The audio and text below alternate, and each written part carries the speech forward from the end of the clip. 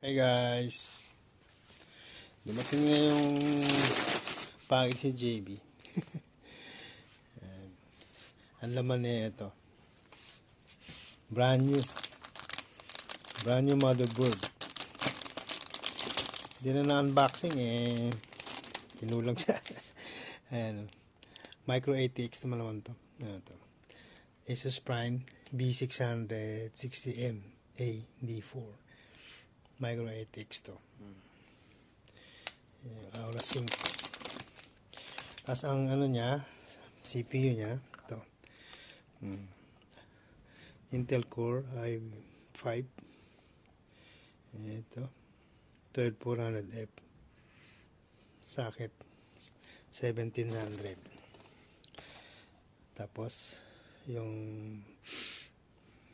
hard drive niya, PCI 4.0 M.2. SSD to rin to. Kailang M.2, 1 terabyte. Okay. Sa memory niya, Corsair Vengeance 32 gig. 16 times. Dalawa siya. 16 gig times 2. Okay. Ngayon, ako na naman bumuo ng computer niya at napapagod daw siya. Pinatitira sa akin tong computer niya. Maganda siya.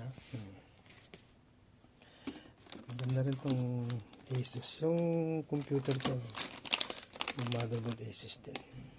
Magandang klase ito. Ha? Okay.